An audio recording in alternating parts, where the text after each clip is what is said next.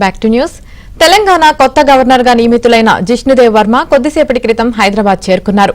Shamshabad airport లో ఆయనకు CM Revanth Reddy ఘన స్వాగతం పలికారు. సీఎస్, డీజీపీ, త్రివిధ దళాల అధికారులు కూడా వెళ్లి గవర్నర్ ను తెలంగాణ రాష్ట్రానికి ఆహ్వానించారు. అనంతరం జిష్ణుదేవ్ వర్మ రాజ్భవన్ కు బయలుదేరి వెళ్లారు. మరి కాసేపట్లో ఆయన ప్రమాణ స్వీకారం చేయబోతున్నారు.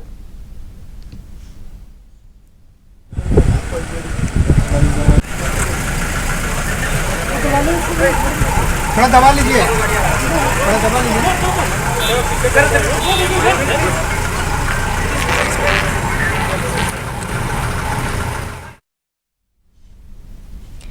తెలంగాణ కొత్త గవర్నర్ గా నియమితులైన జిష్ణుదేవ్ వర్మ కొద్దిసేపటి క్రితం హైదరాబాద్ చేరుకున్నారు. శంషాబాద్ ఎయిర్పోర్ట్ లో ఆయనకు సీఎం రేవంత్ రెడ్డి ఘన స్వాగతం పలికారు. సీఎస్, డీజీపీ, త్రివిధ దళాల అధికారులు కూడా వెళ్లి గవర్నర్ ను తెలంగాణ రాష్ట్రానికి ఆహ్వానించారు. అనంతరం జిష్ణుదేవ్ వర్మ రాజ్భవన్ కు బయలుదేరి వెళ్లారు. మరి కాసేపట్లో ఆయన ప్రమాణ స్వీకారం చేయబోతున్నారు. ఇదే విషయానికి సంబంధించి మరింత సమాచారం మా ప్రతినిధి నుమాన్ అందిస్తారు. నుమాన్, చెప్పండి, తెలంగాణ గవర్నర్ గా జిష్ణుదేవ్ వర్మ మరి కాసేపట్లో ప్రమాణ స్వీకారం చేయబోతున్నారు. దీనికి సంబంధించి మీ దగ్గర పూర్తి అప్డేట్స్ ఏంటి?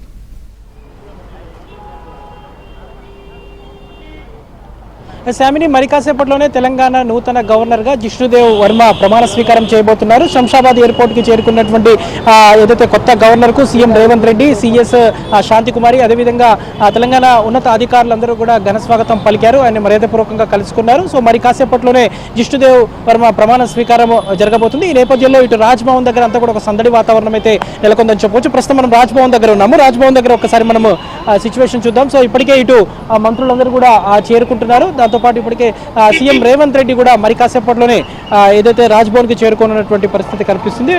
రాజ్భవన్ దగ్గర అయితే భారీగా పోలీసులను అయితే మోహరించినటువంటి పరిస్థితి కూడా మనకి ఇక్కడ కనిపిస్తుంది. తెలంగాణ 4వ గవర్నర్ గా జిష్ణుదేవ్ వర్మ మరి కాసేపట్లో ప్రమాణ స్వీకారం చేయనున్నారు. సో ఈ ప్రమాణ స్వీకార కార్యక్రమానికి ఇటు సీఎం రేవంత్ రెడ్డితో పాటు కేంద్ర మంత్రులు, పలువురు కేంద్ర మంత్రులు, దాంతోపాటు ఇటు రాష్ట్ర మంత్రులు కూడా ఈ కార్యక్రమంలో హాజరుగా ఉన్నారు.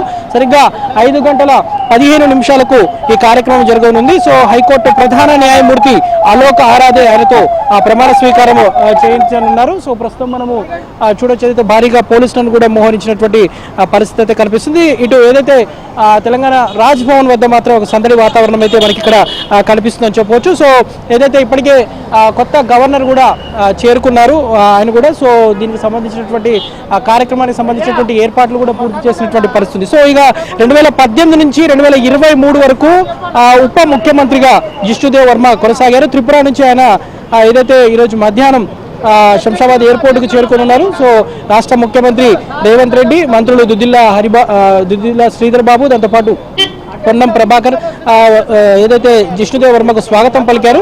సో ఏదైతే త్రిపుర మాజీ ముఖ్యమంత్రి అయినటువంటి ఆయన ప్రస్తుతం ఇన్ఛార్జ్ గవర్నర్ గా సిపి రాధాకృష్ణ స్థానంలో ఆయన రానున్నారు. సో రాజ్ కుటుంబానికి చెందినటువంటి జిష్ణుదేవ్ వర్మ ఏదైతే తెలంగాణ 4వ గవర్నర్ గా కాసేపట్లో ప్రమాణ స్వీకారం చేయనున్నారు. సో శంషాబాద్ ఎయిర్పోర్ట్ కు చేరుకున్నటువంటి ఆయన్ను ఏదైతే ఇటు తెలంగాణ ప్రభుత్వం తరఫున ఘన స్వాగతం పలికారు సీఎం రేవంత్ రెడ్డి, అదేవిధంగా మంత్రులందరూ కూడా ఆయనకి స్వాగతం పలికారు. సో ఆయన శంషాబాద్ ఎయిర్పోర్ట్ నుంచి నేరుగా రాజ్భవన్ కి చేరుకున్నారు. సో రాజ్భవన్లోనే మరి కాసేపట్లో ఈ ప్రమాణ స్వీకార కార్యక్రమం జరగనుంది. ఇప్పటికే ఇటు ఎమ్మెల్యేలు, ఎమ్మెల్సీలు, మంత్రులు, తెలంగాణ ప్రభుత్వానికి సంబంధించిన ఉన్నతాధికారులు, డీజీపీ కూడా చేరుకున్నటువంటి పరిస్థితి అయితే ఉంది. సో మొత్తం కూడా భారీ భద్రతలను ఏర్పాటు చేశారు.